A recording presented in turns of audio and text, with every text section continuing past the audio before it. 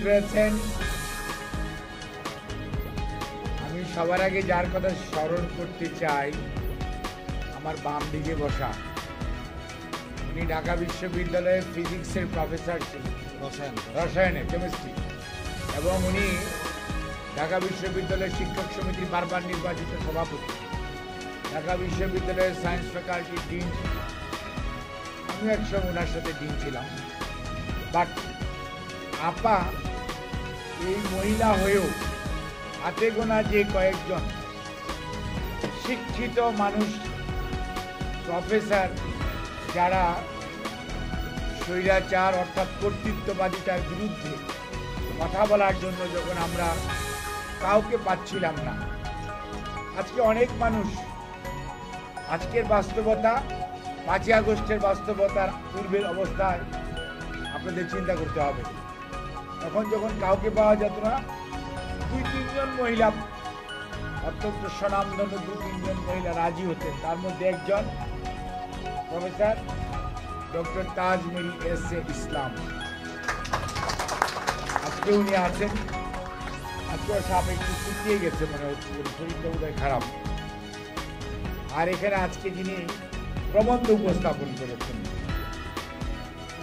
আমাদের জাহাঙ্গীরনগরের প্রফেসর রুনু ভাই। এত পুরো নাম বলে সময় নষ্ট করবো না। তার পরবর্তীতে যার বক্তব্য শোনার জন্য আমি আজকে আসছি, সেটা হচ্ছে অক্সফোর্ডের ক্যামব্রিজের পিএইচডি করা ডক্টর মাহাদি আমিন, আমাদের ভারপ্রাপ্ত চেয়ারম্যান মহোদয়ের উনি উপদেষ্টা। আমি না কিছু বক্তব্য দূর থেকে শুনেছি, কাছ থেকে আজকে প্রথম শুনেছি। আর এখানে আমার বড় ভাই প্রফেসর ডক্টর মওদুদ হোসেন আলমগীর পাভেল ভাই, আপনারা অনেক বিশেষণ দিয়েছেন। ভার্চুয়ালি ইজ এ জিনিয়াস, এবং মিডিয়া সেলের কনভেনার শামসুল আলম ভাই, আমার সহকর্মী, পেশাজীবী আন্দোলন করতে গিয়ে সবসময় যাকে আমরা জাহাঙ্গীরনগর বিশ্ববিদ্যালয়ের 4 জন প্রতিনিধি আসতেন, তার মধ্যে is the convener professor doctor Shamsul Alam, সরকার এবং রাষ্ট্রবিজ্ঞানের রাজনীতি বিভাগের চেয়ারম্যান, আর বর্তমানে টিম বা অন্যান্য যা আছে, বাট যা আমি আগের কথা বলছি, নাসিরউদ্দিন অসীম, ছাত্রদলের সভাপতি ঢাকা বিশ্ববিদ্যালয়, এখন ব্যারিস্টার, তারপরে আবার সম্পাদক বাংলাদেশ জাতীয়তাবাদী দল, এবং আমাদের আগামী দিনের ভবিষ্যৎ ইনশাআল্লাহ। আর আছে রিয়েল, ওই যে টুপি পরা। 111-এর পরে আমি ওদের বাসায় অনেক দিন পালিয়েছিলাম। আমি প্রথম বুঝতে পারি নাই আজকের এডিশনাল সেক্রেটারি সেই সময়কার অ্যাসিস্ট্যান্ট সেক্রেটারি, ওর ডাক নাম রিয়েল, আসল নাম আমি আর বলতেছি না। আর ফরিদ তো আছেই, এবং সঞ্চালক। এখানে অনেক পেশার, তুলাভাই সহ আর অনেক পেশার বিভিন্ন পেশাজীবীরা আছেন, এই সংগঠনের সম্মানিত সদস্যরা আছেন, এবং আমন্ত্রিত অতিথিরা আছেন, সেই সাথে সাংবাদিক ভাই ও বোনেরা, আসসালামু আলাইকুম। আমি অ্যাকচুয়ালি বলার তেমন কিছু নাই, কারণ এমন এক টপিকস আর যার নামে, সেটা হচ্ছে বাংলাদেশের স্বাধীনতার ঘোষক, শহীদ রাষ্ট্র নায়ক জিয়াউর রহমান বীর উত্তম। ইনাকে নিয়ে যে প্রবন্ধ রুনু ভাই উপস্থাপন করেছেন, স্টার্টেড ফ্রম দি, মানে ওনার সেই জন্ম থেকে শুরু করে আপ টু মানিক অ্যাভিনিউ পর্যন্ত, এই সময়ের মধ্যে ওনার যে কর্ম, সেটা যেভাবে উপস্থাপন করেছেন, পরবর্তীতে মাহাদি আমিন সেটার উপর অত্যন্ত সুন্দর এবং প্রাঞ্জল ভাষায় তার বক্তব্য রেখেছে, এবং পরবর্তী বক্তারা সবাই বিভিন্ন দিক অত্যন্ত সুন্দর করে তুলে ধরে চেষ্টা করেছে এবং তুলে ধরেছে। এবং এই আলোচনাটা যদি রেকর্ডের হয়ে থাকে, তাহলে বিএনপির আগামী প্রজন্ম, অর্থাৎ যারা হয়তো জিয়াউর রহমান স্যারকে দেখেন নাই, আমরা খুব সৌভাগ্যবান। আমরা ওনার সাথে হাইকিং করেছি, মানে I was A rover scout, আমি রোভার মেট ছিলাম। আমি 6 মাইল হাঁটছি, আমি যখন হারছি তখন উনি deputy chief marshal administrator DCMLA। কাজেই I am one of the luckiest man যে মানুষটার সাথে ভাওয়ালের এই জঙ্গল, তখন তো গড় ছিল, এখন তো বিল্ডিং টিল্ডিং কিছু ছিল না। দ্যাট ওয়াজ এ ভাওয়ালের গড় বলা হতো। গড় মানে একটা জঙ্গল, মধুপুরের গড়, মধুপুরের জঙ্গল, আর ভাওয়ালের গড় মানে এখানে জঙ্গল। এখানে বাহাদুরপুর নামে একটা গ্রাম আছে, রোভার স্কাউটের ট্রেনিং হয়। কাজেই এগুলো হচ্ছে কি স্মৃতি। আজকে যেই স্মৃতি রোমন্থনের জায়গায় বা ওনাকে মূল্যায়নের আগে আমি অত্যন্ত শ্রদ্ধার সঙ্গে স্মরণ করি বাংলাদেশের সবচেয়ে আদরের প্রেসিডেন্ট, বাংলাদেশের মানুষের সবচেয়ে অবিসংবাদিত নেতা, যার সততা প্রশ্নাতীত, যার দেশপ্রেম নিয়ে কোনো ধরনের প্রশ্ন করার কোনো সুযোগ নেই। দেশপ্রেম কিন্তু পার্সেন্টেজ ওয়াইজ হয় না, দেশপ্রেম হতে হয় 100 ভাগ, এখানে 99 ভাগ হওয়ার সুযোগ নাই। এবং যে পরীক্ষায় উনি উত্তীর্ণ, উনার দায়িত্ব ছিল না দেশের স্বাধীনতা ঘোষণা করার, কিন্তু যখন আমাদের মতো যাদের চুল, যাদের বয়স ওই সময় অ্যাটলিস্ট 7-10 বৎসর, তাদের কারো কারো মনে থাকার কথা 71-এর 25শে মার্চ, 26শে মার্চ, 27শে মার্চ কেমন ছিল। এবং মানুষ যখন পালিয়ে যাচ্ছিল, জাতি যখন দিগ্ভ্রান্ত এবং হতাশাগ্রস্ত, ঠিক সেই মুহূর্তে রাত্র তখন 7:30টার পর থেকে 9:30-10টা পর্যন্ত আস্তে আস্তে শোনা যাচ্ছে, প্রথম ইংরেজিতে তারপরে বাংলায়। কানের কাছে সেটা নিতে হয়, কারণ কালুরঘাটের ট্রান্সমিশনের পাওয়ার তখন খুব কম ছিল, উইক। আমরাও শুনেছি এবং আমার নিজে কানে শুনেছি। হাউ ক্যান আই মানে ডিজোন, এবং এখানে যারা অনেকেই আছেন, ডিজোন করার কোনো স্পেস নাই। আই হিয়ার বাই ডিক্লেয়ার, এই যে বক্তব্য নিজের থেকে পড়ে প্রথমে, পরবর্তীতে রাজনৈতিক নেতৃবৃন্দের পক্ষ থেকে ঘোষণা দিয়েছেন।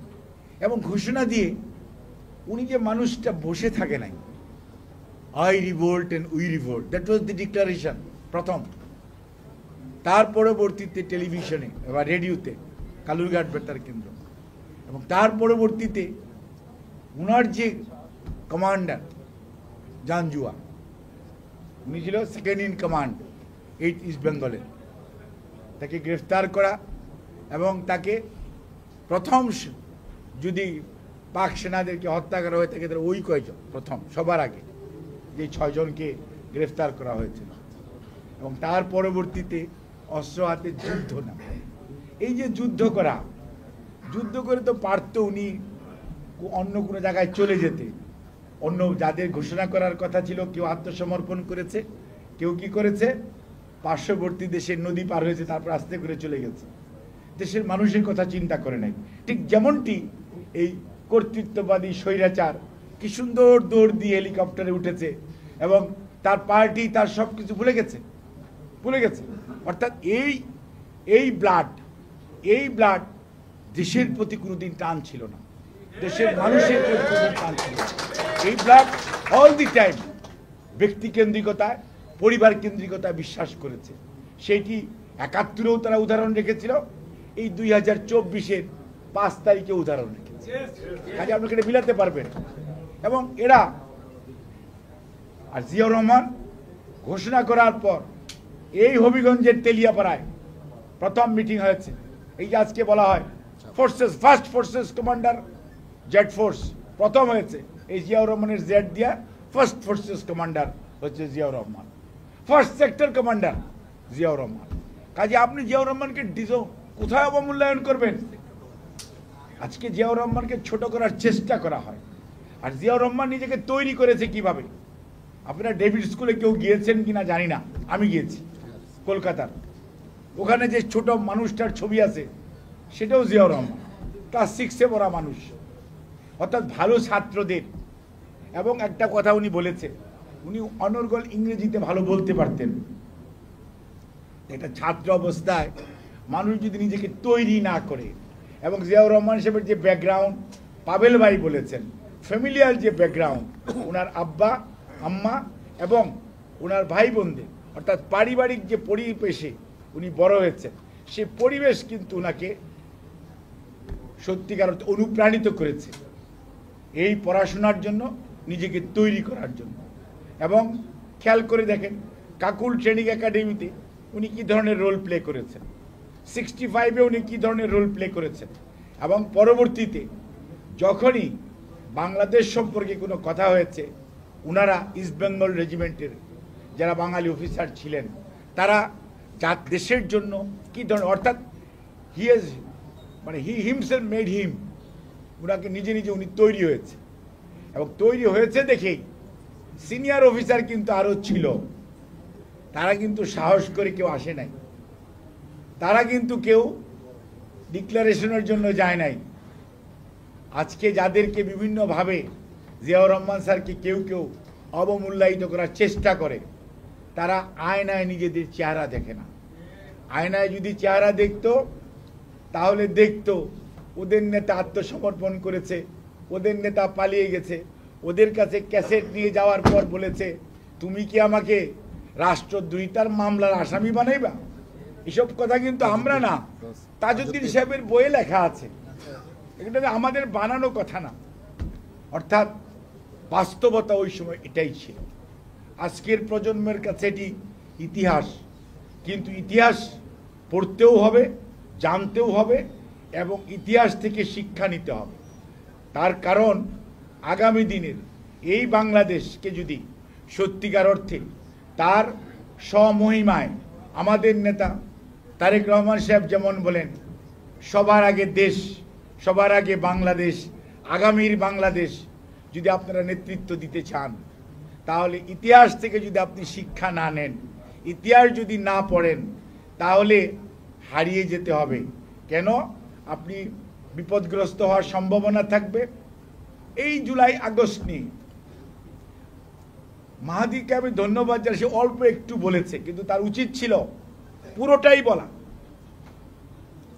জুলাইয়ে কি শুরু হয়েছিল, 5ই আগস্ট কিভাবে শেষ হয়েছে, তাহলে বোঝা যেত যে বাংলাদেশ জাতীয়তাবাদী দলের নেতৃত্ব, নেতা এবং কর্মীরা কোন পর্যায় থেকে কিভাবে ইনভলভ হয়েছে।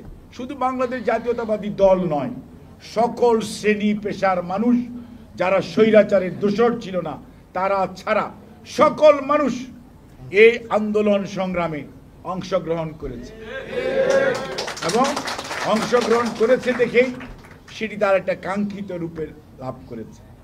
আর আমাদের একটা কথা আছে না, পাপের ভারে নিজেই ডুবে যায়। আর আমি সব সময় আগে বলতাম যে কাচের ঘরের মধ্যে আছেন, একদিন দেখবেন কাচের ঘর চূর্ণ বিচূর্ণ হয়ে আস্তে করে পড়ে গেছে। কাজেই ঘটনাটা তাই ঘটেছে।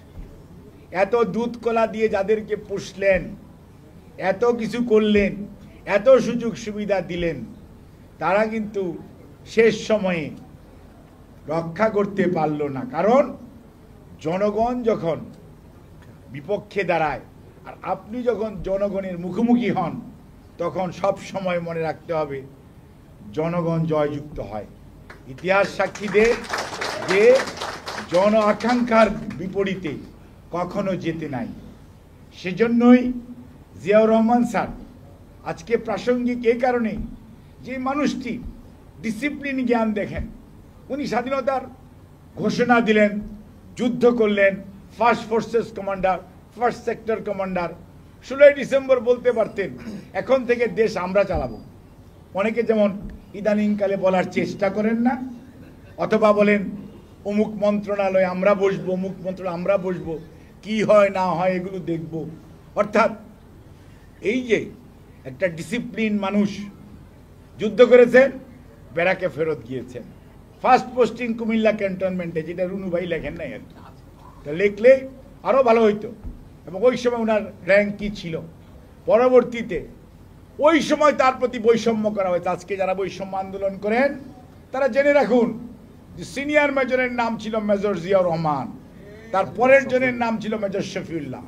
এই মেজর শফিউল্লাহর সাথে 71 সনে আমার সাক্ষাৎ হয়েছে কাওড়াইতে। উনি পালিয়ে গেছিলেন জয়দেবপুর থেকে, উনার ফোর্স নিয়ে ওখানে উনি এই করেছিলেন, তখন আমরা ওনাদেরকে মানে কয়েক 4-5 দিন রেখে আমরা খাওয়া দাওয়া করাইছি এবং মুক্তিযোদ্ধাদেরকে আমরা সহযোগিতা করেছি। একটা ইস্ট বেঙ্গল রেজিমেন্টের একটা জয়দেবপুর ক্যান্টনমেন্ট থেকে একটা গ্রুপ প্ল্যাটুন চলে গিয়েছিল শ্রীপুর এবং কাউড়াদের মাঝামাঝি জায়গায়, এই বাচ্চু যে এলাকায় থাকে ওখানে, আর আমি ওখানে স্কুলে পড়তাম। কাজেই ওনাকে করা হলো, কিন্তু জিয়াউর রহমান স্যারের প্রতি বৈষম্যমূলক আচরণ করা। He should be the suppose two B the army chief, ওনাকে তখন ডেপুটি চিফ করা হলো। পরবর্তীতে যখন কথা হলো ওনাকে ডেপুটি চিফ করা হয়েছে। এখন কিন্তু জিয়াউর রহমান স্যার কোনো দিন ডিসিপ্লিনের বাইরে যান নাই, তো কোনো দিন না। এবং আমরা ওনাকে এর আগ পর্যন্ত আমরা কোনো দিন শুনি নাই। জিয়াউর রহমান স্যার আবার পাদপ্রদীপে আসলেন 7 নভেম্বর 1975। কে আনলো? যে মানুষগুলো দেখেছিল 71-এ, যেই মানুষটির কোনো পরিচয় ছিল না, কিন্তু সাহসিকতার সঙ্গে দুটো বাচ্চার কথা ভুলে যে, তার সহধর্মিণীর কথা ভুলে যে, যদি হেরে যেত ফাঁসি হতো। ফাঁসি একদিকে, স্বাধীনতা একদিকে। উনি স্বাধীনতা, দেশপ্রেমকে বেছে নিয়েছেন। বেছে নিয়ে যে সাহসিকতার উদাহরণ বাংলাদেশের ইতিহাসে সৃষ্টি করেছেন, যার জন্য আজকে আমরা গর্ব করি, বাংলাদেশের মানুষ গর্ব করে, পতাকার জন্য, তার দেশের জন্য, সর্বকিছুর জন্য। কাজী জিয়াউর রহমান এই যে ওনার যে ভূমিকা, ওনার যে সাহসিকতা, এবং উনি যে সঠিক সময়ে সঠিক সিদ্ধান্ত নিতে পারলেন, অনেকে তো পারেন নাই। এই জন্য হয় কি, অনেকে খুব মনে কষ্টে আছে, কারণ আর তো স্বাধীনতা যুদ্ধ একটা জাতির জীবনে কয়বার আসে, এইটা সুযোগ তার আসবে না। এটা তো জিয়াউর রহমান নিয়ে গেছে। এবং আরেকটা জিনিস, যেই না স্বাধীন হলো তোরা বাঙালি হয়ে যা বলে দিলেন। পাহাড়ের মানুষ, সমতলের মানুষ, হিন্দু, মুসলমান, বৌদ্ধ, খ্রিস্টান, চাকমা, মারমা, গারো, হাজং, সব তোরা কোনো কথা নাই, সব বাঙালি হয়ে যা, লাগাই দিল শান্তি বাহিনী। মনে আছে তো? এখন বাংলাদেশ আর আগায় না, বিশৃঙ্খলা। এবং তারপরে আরও কিছু কথা বলা উচিত ছিল রুনু ভাইয়ের কাছে, যেহেতু এখানে ইতিহাস। লঙ্গরখানা, আজকের জেনারেশন লঙ্গরখানা দেখেন নাই। লঙ্গরখানা হচ্ছে, বা ওই সময় আওয়ামী লীগের রিলিফ চেয়ারম্যান ছিল, রিলিফ চেয়ারম্যান, ওরা রিলিফ ডিস্ট্রিবিউট করতো। এই শার্টের কাপড়ের জন্য স্কুল কলেজের ছেলেদেরকে 2 গজ করে কাপড়ের পারমিট দেওয়া হতো। সেই পারমিটটা নিতে হতো রিলিফ চেয়ারম্যানের কাছ থেকে। একটা ডানোর কৌটার জন্য স্লিপ নিতে হতো। তখনকার দিনে 5 টাকা দাম ছিল, আর ওইটা বের করে গুলিস্তানে বিক্রি করলে 125 টাকা পাওয়া যায়। অর্থাৎ এত তারতম্য ছিল। এবং সাবান বলেন, জেট পাউডার বলেন, তখন জেট পাউডার ছিল, আর সার্ফ ছিল না, জেট পাউডার ছিল। আর তিব্বত লবণ বলেন, চিনি বলেন, অর্থাৎ সব জিনিস ওই রিলিফ। এবং ওই রিলিফ নিয়ে কি আক্ষেপ নেতার, মানুষ পায় সোনার খনি, কত মুখখনি, আর আক্ষেপ হচ্ছে আমি পেয়েছি চুরের খনি। আমরা বলি নাই, নেতাই বলছে। অর্থাৎ জিয়াউর রহমান সাহেব ওইগুলি দেখেছেন, ওই সময় দেখেছেন। ভিক্ষা করে আনলাম এত কম্বল, আমারটা কই, 7.5 কোটি কম্বল। কম্বল চোর নাম কিন্তু বাংলা ভাষায় আমরা ঢুকাই নেই। রিলিফ চোর বাংলা ভাষায় আমরা ঢুকাই নেই। ব্যাংক ডাকাতি বাংলা ভাষায় আমরা ঢুকাই নেই। অর্থাৎ যত একটা জাতিকে ছোট করার জন্য যত শব্দ, সবগুলোর অনুপ্রবেশ ঘটিয়েছে এই পলায়নকৃত স্বৈরাচার এবং তাদের পূর্বপুরুষদের আমলে। আর এইটার সাথে বিপরীতে দেখেন, যখন 7 নভেম্বর দেশের মানুষ দিগ্ভ্রান্ত, খালেদ মোশাররফ কু করে জিয়াউর রহমান সাহেবকে বন্দি করেছে, সেই সময় 3রা নভেম্বর কু হলো, অনেকে অনেক কথা বলেন, কিন্তু 4 নেতা মারা গেল আফটার দি কু। তখন আপনাদের আর্মি চিফ, আপনাদের খালেদ মোশাররফ, জবাব দিলে খালেদ মোশাররফ দিতে হবে। জিয়াউর রহমান স্যার তখন বন্দি, ওনার গৃহবন্দী অবস্থায়। 7 তারিখে ওনাকে মুক্ত করলো সিপাহী জনতার বিপ্লবের মাধ্যমে। এবং তখন তারা দায়িত্ব দিল, কেন? এই মানুষটি প্রমাণ করেছে স্বাধীনতা যুদ্ধের ঘোষণা দিয়ে যুদ্ধ করে ক্ষমতায় বসে যায়নি, উনি ডিসিপ্লিন ওয়েতে ওনার ব্যারাকে ফেরত গিয়েছে। কাজে এই লোকের ক্ষমতার মোহ নাই, যার জন্য ইনার উপর বিশ্বাস করলে আগামীতে দেশ সুন্দরভাবে চলতে পারে, সেজন্যই কিন্তু সিপাহী জনতা ওনাকে দায়িত্ব দিলেন। আর উনি দায়িত্ব পাওয়ার পর দেশকে কিভাবে অল্প সময়ের মধ্যে, একটি মানুষ তার জীবনের 4.5 বছরের বেশি সময় পায় নাই, তার মধ্যে এই তলাহীন ঝুলির তলা লাগিয়ে প্রথম চাল রপ্তানি করেছে। বললো না কৃষির যে বিপ্লব, কৃষির যে আধুনিকায়ন, কৃষির সেচ বলেন, বীজ বলেন, এবং সর্ব জায়গায় উনি সব সময় বলতেন, যে জায়গায় বলতেন 2 হাত তুলেন তো তুলতাম, তারপর উনি বলতেন এটা হচ্ছে কর্মী, 2 হাত যদি আমরা কাজ করি তাহলে আমরা 15 কোটি হাত, আর 15 কোটি হাত যদি কাজ করে দেশের কোনো কষ্ট থাকবে না। উনি সব সময় বলতেন, উনি হাঁটতেন এবং উনি মানুষকে অনুপ্রাণিত করতেন। অর্থাৎ জিয়াউর রহমান স্যারকে মূল্যায়ন করতে হয়।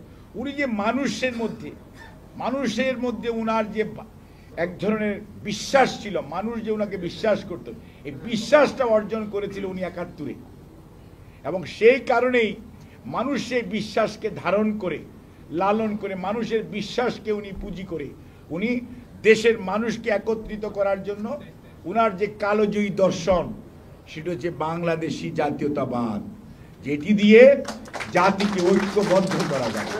আর একটি ঐক্যবদ্ধ জাতি যদি হয় তাহলে সামনের দিকে আগাবে। যার ফলশ্রুতিতেই ওই আপনার ফরেন পলিসিতে বলেন জাপানকে হারাই দিয়ে আপনারা জিতে গেছেন জিয়াউর রহমান স্যার, কারণ আপনি ঐক্যবদ্ধ জাতি পেয়েছিলেন। আপনার পিছনে চাইনিজরাও এসছে, আমেরিকানরাও আসছে, ইসলামী ওয়ার্ল্ডও আসছে, সবই আসছে। তার আগে কেন রেমিটেন্স হলো না? কারণ ইসলামিক ওয়ার্ল্ডের সাথে আপনার কোনো সংযোগই ছিল না। আমাদের রেমিটেন্স যোদ্ধারা তো mostly they are in the Middle East, এবং তাদের কাছে জিয়াউর রহমান সাহেব কীভাবে পৌঁছেছে, নিম গাছের কথা বলেছে। আজকে চাইনিজদের একটা কথা বলতে হয়, চাইনিজ বলতে ওদের গেট হলে পৃথিবীর অনেক মানুষের ছবি আছে, তো এই বাংলাদেশের একটা মানুষের ছবি আছে, সেটা হচ্ছে লেট প্রেসিডেন্ট জিয়াউর রহমান। এবং তারা এটাকে ওন করে, অর্থাৎ আমি যেটি বলতে চাচ্ছি সেটি হচ্ছে জিয়াউর রহমান স্যার উনি উনার কার্যক্রম দিয়ে, উনার চিন্তা চেতনা দিয়ে মানুষকে এমনভাবে উনি আশ্বস্ত করেছেন, মানুষের আস্থা এবং বিশ্বাস অর্জন করেছেন, যেটির কারণে উনি পরবর্তীতে জাতিকে উনি যেভাবে নেতৃত্ব দিতে চেয়েছেন, জাতি কিন্তু সেভাবে এগিয়েছে। এই যে সারা জীবন আর্মির লোক বলে, আরে ভাই, আর্মির লোকের কাছ থেকেই তো রেজিস্ট্রেশন নিয়ে বাকশাল থেকে আওয়ামী লীগ হয়েছে। আর্মির লোক দেখেই তো 4টার থেকে এত বহুদলীয় গণতন্ত্র বলে আর পত্রিকা বলো। আজকে যে রঙিন টেলিভিশন, জিয়াউর রহমান স্যার। ছাত্রছাত্রীদেরকে কিভাবে গড়ে তুলতে হবে নতুন করি, জিয়াউর রহমান স্যার। ওদের মানসিক গড়নের জন্য খেলাধুলা দরকার, সেই জন্য যুব মন্ত্রণালয় খেলাধুলা এবং এই শিশু পার্ক থেকে শুরু করে শিশু একাডেমি সব জেলায়, এবং এমন কোন অর্গানাইজেশন নাই পেশাজীবীদের, এই যে প্রেস ক্লাবে বসে আছেন না, এটার পিছনে জিয়াউর রহমান। উল্টা দিকে বাংলাদেশ মেডিকেল অ্যাসোসিয়েশন, ওইটার পিছনে জিয়াউর রহমান। Engineers institution, Ziaur Rahman. কৃষিবিদ ইনস্টিটিউশন, জিয়াউর রহমান। সাংবাদিকরা ট্রেনিং নিবে, press institute, Ziaur Rahman. Even আপনি কালচারাল প্রোগ্রাম করবেন, বিএফডিসি যে ফিল্ম ডেভেলপমেন্ট কর্পোরেশন যেটা, সেইটাকে আধুনিকায়ন, জিয়াউর রহমান। এবং সরকারি প্যাট্রোনাইজেশনে ভালো ছবি হবে, দেশের মানুষ দেখবে, প্রেক্ষাগৃহে মানে সিনেমা হলে যাবে, সেটার পিছনে জিয়াউর রহমান।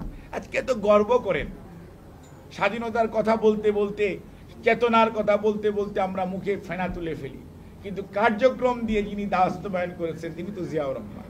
স্বাধীনতার পদক জিয়াউর রহমান, 21শে পদক জিয়াউর রহমান, ওই আপনার কালচারাল পদক জিয়াউর রহমান। অর্থাৎ সব ভালো কিছুর সাথে জড়িত জিয়াউর রহমান। এবং একটা মানুষ কতটুক ধীশক্তি সম্পন্ন হলে ঢাকা বিশ্ববিদ্যালয়ে গিয়েছেন, ঢাকা বিশ্ববিদ্যালয়ের ছেলেরা আন্দোলন করেছে, ডিল মেরেছে, ওনার শরীরে লেগেছে, তারপরেও উনি ওনার সিকিউরিটিকে বলে নাই গুলি কর। আর আমরা তো এখন শুনি কিভাবে পাখির মতো মানুষ মারার আদেশ দিয়েছিল এই পলায়নকৃত স্বৈরাচার। This is the difference between the late president Ziaur Rahman এবং এই পালিয়ে যাওয়া স্বৈরাচার, অর্থাৎ দেশপ্রেম, মানুষের প্রতি ভালোবাসা কি পর্যায়ে থাকলে নিজে কষ্ট পেয়েছেন কিন্তু এগিয়ে গেছেন। সমস্যা কি?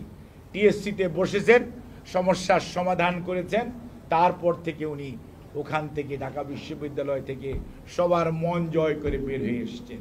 কাজেই সেটার নাম জিয়াউর রহমান। জিয়াউর রহমান সমস্যা দেখলে সমস্যা থেকে পালিয়ে যান নাই, সমস্যার সমাধানের জন্য যা করা দরকার। ফরাক্কাবাদ খুলে দিলেন, ফরাক্কাবাদ থেকে মানুষের আমাদেরকে আজকে মরণ ফাঁদ, সেটাকে উত্তরণের জন্য যা যা করা দরকার সেই জাতিসংঘে বলেন আর বাইলেটারাল নেগোসিয়েশন বলেন, এবং that is the first time guarantee clause সহ ফরাক্কা চুক্তি হয়েছিল লেট প্রেসিডেন্ট জিয়াউর। এটাই তো দূরদর্শিতা, যে আপনার ফরেন পলিসির দূরদর্শিতা, বুদ্ধিমত্তার দূরদর্শিতা, রাষ্ট্র পরিচালনার দূরদর্শিতা।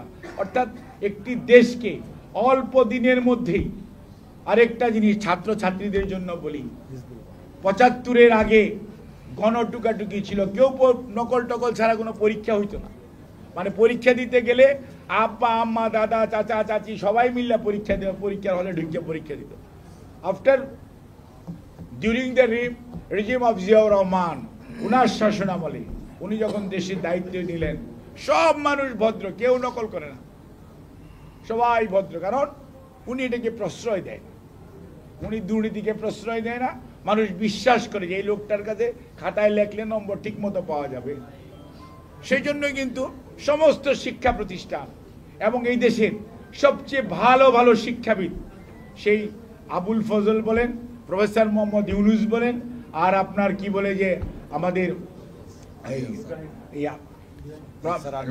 প্রফেসর সৈয়দ আলী হাসান সাহেবের কথাই বলেন, আর প্রফেসর শামসুল হকের কথাই বলেন, অর্থাৎ এমএন হুদা সাহেবের কথা বলেন, অর্থাৎ সাহেব, এবং দেখেন দি গ্যালাক্সি অফ ট্যালেন্ট, ওনাদেরকে উনি একীভূত করেছেন। ফাইন্যান্সের জন্য সাইফুর রহমান জামাল উদ্দিন, অর্থনীতির জন্য আপনার আরও দরকার এমএন হুদা বলেন, ফসিউদ্দিন মাহতাব বলেন, এই সমস্ত মানুষ।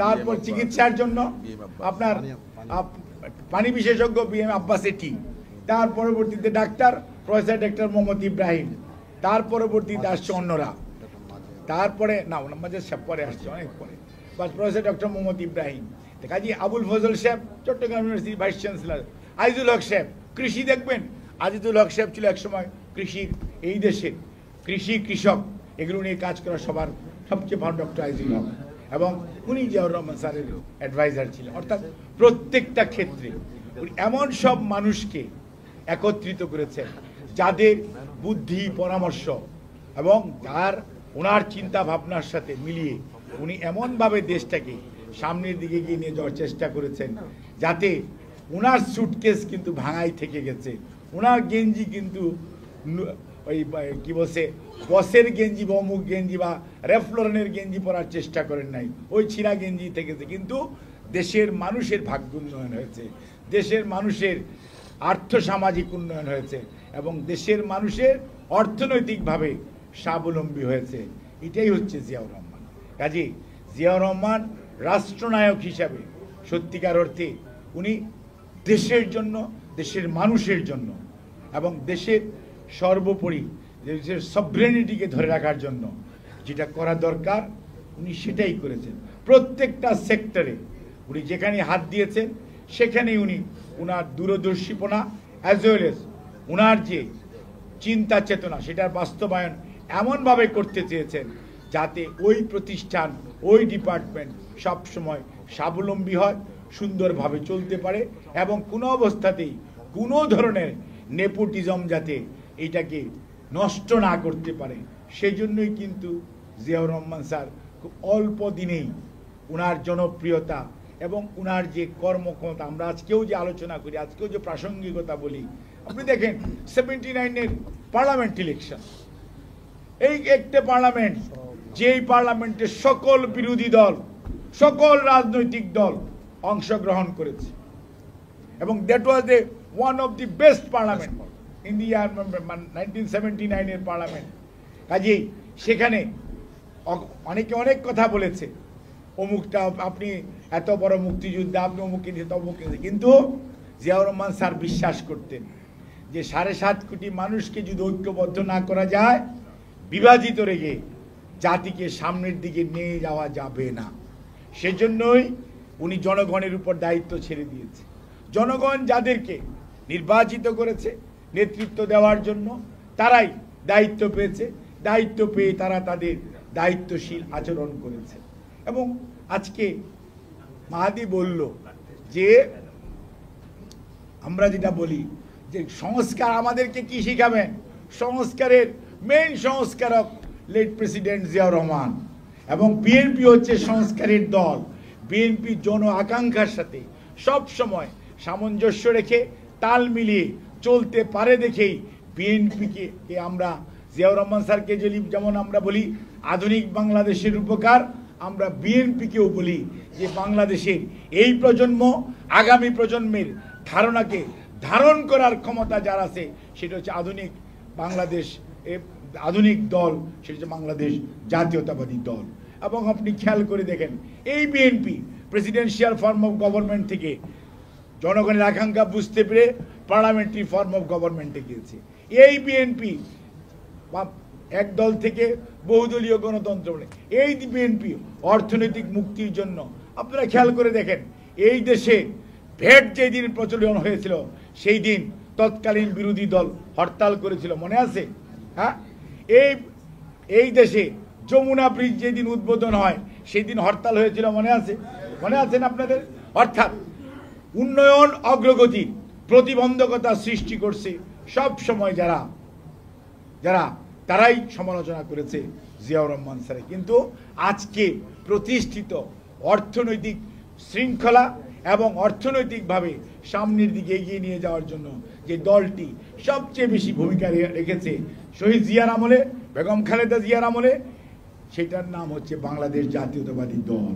এবং কোনো অবস্থাতেই আপনারা অনেক খুঁজেছেন জিয়াউর রহমান স্যারের কি আছে না আছে, অনেকের বক্তব্য এসছে, অনেক খুঁজেছেন, অনেক গল্প শুনিয়েছেন 111-এর পরে তারেক রহমান সাহেবের এটা আছে ওটা আছে, কিন্তু আল্লাহর অশেষ মেহেরবানি আলহামদুলিল্লাহ কিছুই বের করতে পারেন নাই। কিন্তু আপনারা প্রতিহিংসা চরিতার্থ করার চেষ্টা করে ওনার কোমর ভেঙে দেওয়ার চেষ্টা করেছেন, কোমর ভেঙে দিয়েওছেন। পরবর্তীতে চিকিৎসকের চিকিৎসায় এখন উনি অনেক আলহামদুলিল্লাহ আপনাদের দোয়ায় অনেক সুস্থ। দেশনেত্রী বেগম খালেদা জিয়া মরে না কেন? That was the language of পলায়নকৃত স্বৈরাচার, মনে আছে আপনাদের? হ্যাঁ, আল্লাহর কি বিচার, কারো সময় বরদোয়া করতে নাই। আজকের বাস্তবতা ভিন্ন। দেশনেত্রী এখনো আলহামদুলিল্লাহ আপনাদের দোয়ায় এই দেশে আছেন। আর যারা বলতেন তাদের অবস্থা কি সেটা আপনারা বুঝতে পারবেন। কাজেই সব সময় মনে রাখতে হবে উপরে আল্লাহ আছে আর এই দেশের জনগণ। ম্যাডাম যেমন বলতেন, নেতা বলতেন কি ব্যক্তির চেয়ে কি দল বড়, দলের চেয়ে দেশ বড়। আর ম্যাডাম বলতেন কি এই আওয়ামী লীগ, এটা সরোয়ার্দী উদ্যানের বক্তৃতায় বলেছিলেন, মনে আছে তো? একদিন পচে গলে দুর্গন্ধ ছড়িয়ে চলে যা বলেছিল না? আজকের বাস্তবতা তাই না? হ্যাঁ, আচ্ছা, আরেকটা কি বলছিল যে বিদেশে আমাদের কি আছে? বন্ধু আছে, প্রভু নেই। আজকের বাস্তবতায় প্রমাণিত। আপনারা পালিয়ে গিয়েছেন আলহামদুলিল্লাহ। ম্যাডাম খালেদা জিয়া 6 বৎসর এই কারাবন্দি, ষড়যন্ত্রমূলক কারাবন্দিত্ব থাকার পরেও কোনো যোগাযোগ করতে পারে নাই। কিন্তু পৃথিবীর মানুষ ভালো মানুষকে সহযোগিতা করার জন্য কিভাবে হাত বাড়িয়েছে আমি সব বলতে চাই না। এবং সেই সহযোগিতার কথা অবশ্যই আমরা শ্রদ্ধার সঙ্গে স্মরণ করি। আর এই শ্রদ্ধা অর্জন করেছে বাংলাদেশ জাতীয়তাবাদী দলের প্রতিষ্ঠাতা শহীদ রাষ্ট্রপতি জিয়াউর রহমান এবং বর্তমান চেয়ারম্যান বেগম খালেদা জিয়া, ভারপ্রাপ্ত চেয়ারম্যান জনাব তারেক রহমান। ভিতরে অনেক কথা আছে যেগুলো আমরা এই মিটিংয়ে বলা ঠিক না, তবু আগামী দিনে আমাদের নেতা জনাব তারেক রহমান ঠিক একইভাবে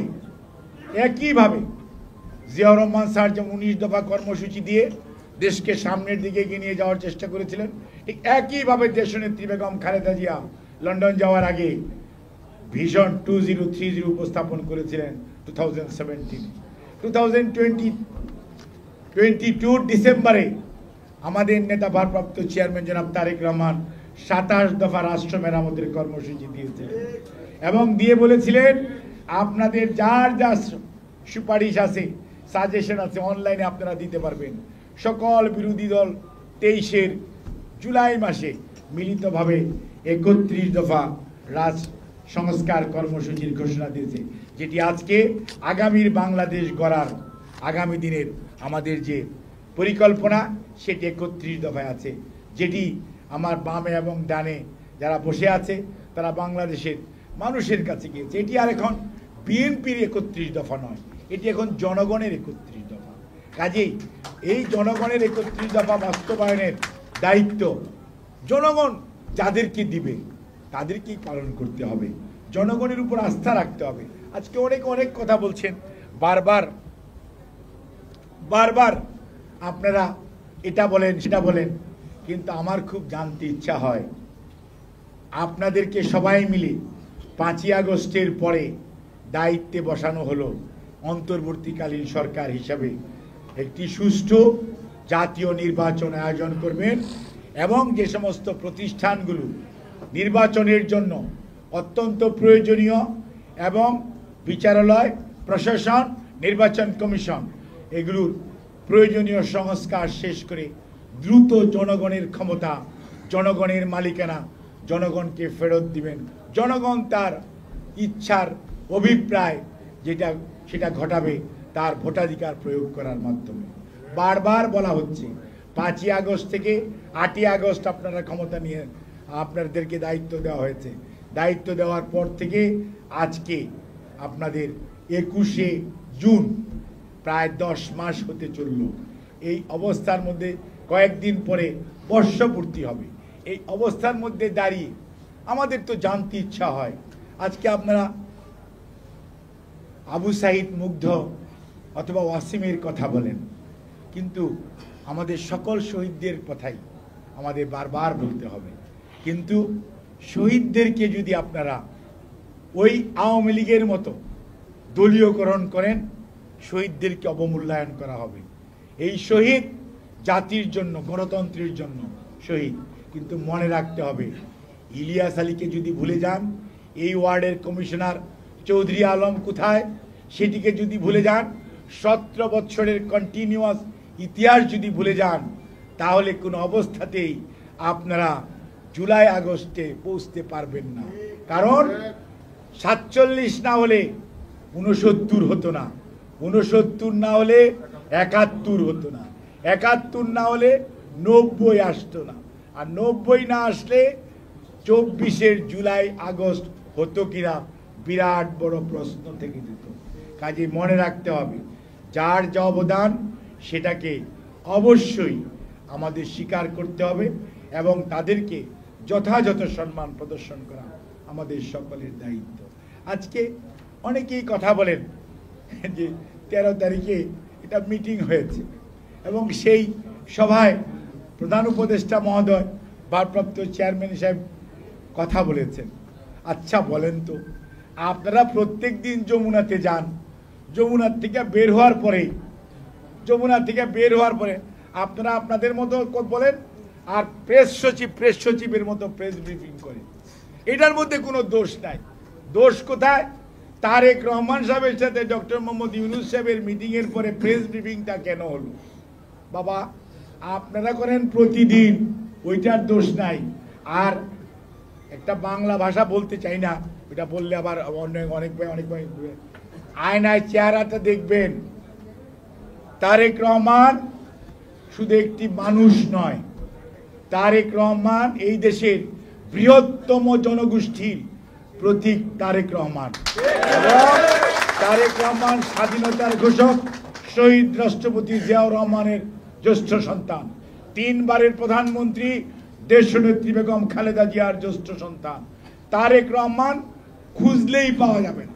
কাজেই তারেক রহমান নিজের যোগ্যতা বলে আজকে দেশের শুধু বাংলাদেশি জাতীয়তাবাদে যারা বিশ্বাস করে তাদেরকে নয়, বিএনপিকে নয়, গণতন্ত্রকামী মানুষকে ঐক্যবদ্ধ করে আজকে উনি নেতৃত্বে প্রতিষ্ঠিত।